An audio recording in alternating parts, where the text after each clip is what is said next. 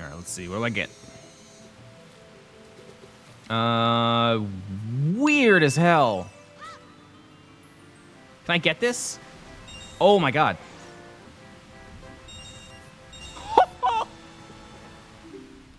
I've been speedrunning Ocarina of Time for a long time. There's a strong chance some people watching this video weren't even born when I started my journey in 2013. In all that time, the speedruns I've done the most have been glitchless runs, which are often pretty unique, since without the glitches used in most other runs, we can't skip many parts of the game that are otherwise really easy to bypass.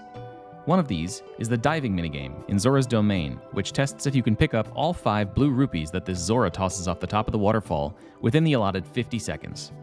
I've played this minigame hundreds, if not thousands of times in my years of glitchless speedruns, and one question that has always been on my mind is how to minimize the average number of dives it takes to collect all 5 of the randomly positioned rupees. And of course, whether it's possible to get lucky enough that we can get them all in one perfectly placed initial leap off the waterfall. No one's ever done it before, and not for lack of trying. I wondered about this for ages. I read the code, did the math, drew diagrams, conducted plenty of in-game tests, and every time I reconfirmed what I thought was the sad truth. It was impossible. Until, after 12 years of digging, I finally figured out the missing ingredient. Stick around and be one of the first people to witness the perfect diving game. First, let's have a little context for those who haven't played in a while. The diving game is played along the way to the third and final Child Link dungeon, inside Jabu's belly. Blocking the way to Zora's fountain, where the whale god hangs out, is King Zora. He's distraught over the disappearance of his daughter, Princess Ruto, and he will only move out of the way and let you pass once you show him Ruto's letter in a bottle, which explains that she's stuck inside Jabu's belly. And that bottle can only be acquired from the bottom of Lake Hylia, near to the Zora's Domain shortcut, but deep enough below the surface that Link's initial diving abilities won't cut it. And so we need the silver scale from the proprietor of the diving game in order to dive deeper and progress. I mentioned before that this is a quest mostly unique to glitchless speedruns. Plenty of other runs like All Dungeons, MST, or 100% also need to complete Jabu's belly, but it's really simple to bypass King Zora using any number of methods, from using ledge cancel to ignore his collision completely, to clipping out of bounds to go around him, to even just hopping over the fence if you have a height advantage as Adult Link. You might think that 100% runs need the silver scale just to satisfy the total completion requirement, but the rules for that category actually only require the highest tier of each kind of upgrade. And since you can get the gold scale from the fishing minigame without ever getting the silver one, 100% runners just go straight for that instead. But it's a glitch to force the fisherman to give you the gold scale reward as Child Link, so in glitchless runs, we are locked into needing the silver scale to progress. And most importantly, that means we get to watch the Weep cutscene in this run, so it's all worth it in the end.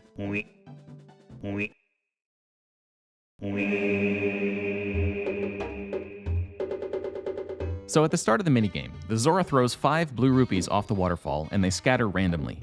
If we're going to figure out if getting them in one shot is possible, we're going to need to understand at least 2 things. First, what rules govern the random spread of the rupees, and just how close together can they be in the best case? And second, how far can Link travel horizontally underwater during the part of his dive where he is deep enough to collect a rupee? Let's tackle that first one. For this, it's time to dig into code. No, not that code. Luckily, the entire game has been decompiled by now in a years-long effort by a very dedicated group of people, and much of it has even been documented with comments and descriptive functions and variable names. So we can stand on their shoulders for this one and just check out the very readable C code, which describes how the rupees' spawn points are determined. I've marked this code up with some comments and variable names of my own to help out further. I'll get right into the results with some visuals in a second, but if you want to look at the code yourself, pause the video here and take a moment to digest it. This function is responsible for assigning the coordinates in 3D space for each of the 5 rupees as they spawn, right before they sink straight down into the water. Note that the sparkling trails thrown by the Zora have nothing to do with the actual rupees. The real rupees spawn directly above their final positions when the camera cuts right here, and then sink straight to the bottom without changing their lateral positions at all. Each rupee chooses an evenly distributed random position within a rectangle 300 units across and 80 units high from our top-down perspective. The rectangle for each of the 5 rupees is spaced 50 units further out from the waterfall than the last, leading to an arrangement that looks like this. Each of the 5 rectangles is guaranteed to have 1 rupee land somewhere completely randomly inside it, independently of any of the other 4. Now, I'm not going to try to prove it, but I think once we know this, the most advantageous arrangement we can get becomes pretty intuitively clear. A straight line of rupees, where the one in the lowest rectangle spawns as high as it can, and the one in the highest rectangle spawns as low as it can. So the x-coordinates don't really matter as long as all the rupees share a value, and a bit of math tells us then that the optimal z-coordinate for the rupees on the ends are negative 590 and negative 710. Our first question is therefore answered. In the best case, all rupees are within 120 units of each other on a straight line. So how about the second question? Can Link actually collect rupees 120 units apart from one another in the same dive? To start, we need to know how Link actually collects a rupee. This is simple enough. If his coordinates, visualized here by the intersection of the colored axis lines, come within 30 units of a rupee's coordinates, which is a point right on the floor at the middle of the rupee, Link will collect it. We'll visualize these 30-unit ranges as spheres. This 30-unit range works in our favor, giving us more leniency to collect the rupees. So let's perfectly position a dive such that we barely brush by the forward edge of the first rupee on the way down, and hope we can at least reach the last rupee on the way up. I'll set up these rupees in the perfect positions to line up with a natural straight jump off the waterfall. And we hit it! In fact, we can stretch this out to about 126 units and still succeed. There's just one problem.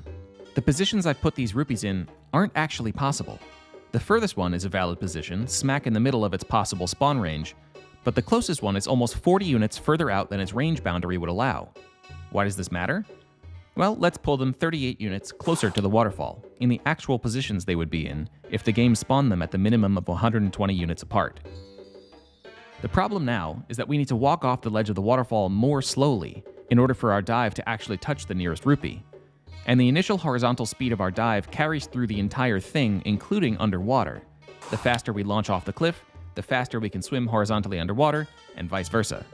And so by clamping our speed enough to actually hit this first rupee, we lose a lot of swimming speed in the process, destroying our chances of clearing all the rupees at once. Well, damn. I did say I was wondering about this for years. You didn't think it would be that easy, did you?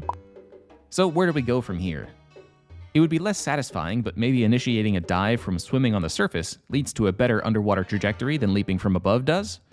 Link isn't plummeting in with so much downward speed like this, so maybe we'll have more time underwater to move horizontally before bouncing off the bottom to come back up. And here we have yet another teasing success. Starting from swimming, rather than diving off the waterfall, is enough, by half of the already slim margin we had before. We have 3 units to spare here, with the ability to collect rupees at most 123 units apart compared to our optimal arrangement of 120. But still, if we can't do it off the waterfall jump, then what's even the point? It's not looking good, friends. This analysis is where my ideas died for quite a while. Though with all I learned about how the diving game works, I was able to take on the side quest of doing it blindfolded at one point a few years back. I was training to complete all 3 Child Link dungeons blindfolded in one sitting, and everything was going pretty smoothly in my planning sessions until the diving game. Now, OOT has fantastic sound design. Between that and the perfectly repeatable movement setups, I was cruising on audio alone with very little friction. But the random nature of the diving game with no audio cues for the rupee positioning presented me with a real brick wall. There was no way around it. I had to develop strategies that could sweep the drop area as reliably and effectively as possible within those 50 seconds. I settled on a sort of square spiral pattern, making sure to devote most of my sweep to the overlapping rupee ranges in the middle. And by some miracle, I actually nailed it on only my 11th try during the full blindfolded run. But even with all that dedication, I still didn't turn up any new strategies or ideas for collecting all the rupees in one dive off the waterfall. Until March of this year, when I got a rupee configuration that was so lucky, it sparked my interest again to take another look.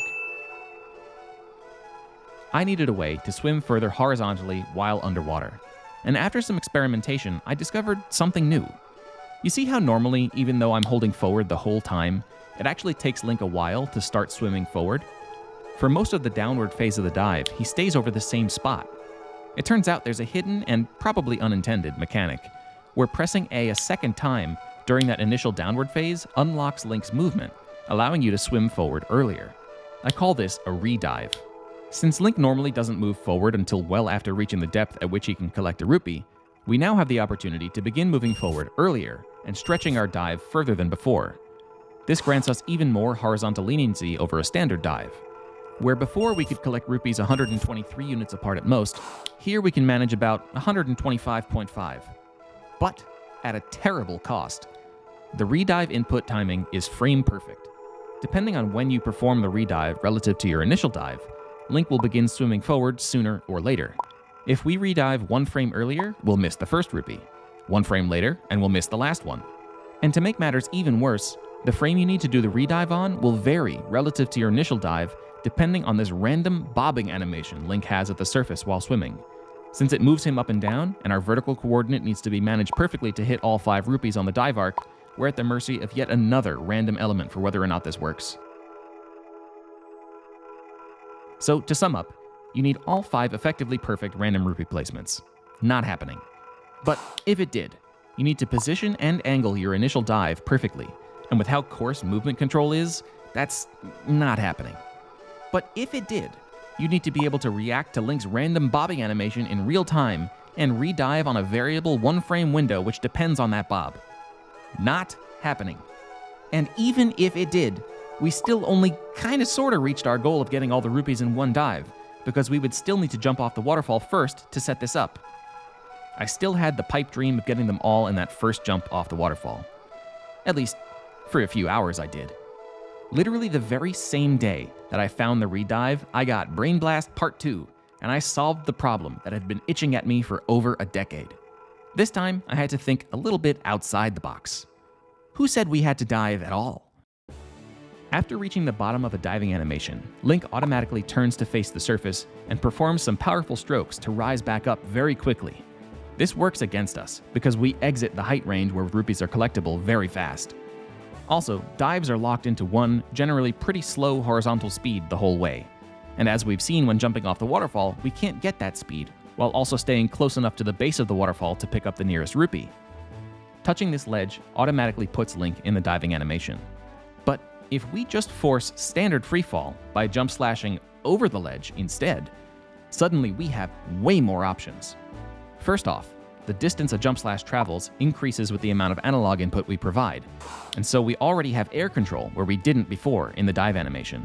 And crucially, the jump slash doesn't travel much horizontal distance at all if we hold at or near neutral input, so we can very reliably land right on top of the nearest rupee wherever it spawns. Next, when landing in the water, Link is not in the dive animation, he's just swimming normally. This means we can mash A and B to swim faster horizontally, which we could not do while diving. This allows us to travel significantly more distance underwater. This combination of fantastic advantages puts us in really good territory. So good that we can now pick up rupees as far apart as 205 units, way more than the 120 we need in the case of perfect rupee placement RNG. Now we don't need a literal perfect straight line of minimally spaced rupees anymore. We've entered the realm where the probability of a workable pattern is actually reasonable. Once I figured this out, it only took me about 20 minutes to find a natural, unaltered distribution of rupees that allowed me to get them all in one shot off the waterfall, marking the first recorded instance in history of anyone managing to do so. I've been using this strategy in my glitchless speedruns these days, and I really love it. I haven't yet gotten the magical zero dive live in a run, but the jump slash is so strong that it saves about 1 dive on average across all of my attempts, which works out to about 6 seconds saved in every run. With how optimized glitchless runs are these days, that could easily mean the difference between second place and the top spot. I've spread the word to my fellow runners, and many of them really like this strategy too.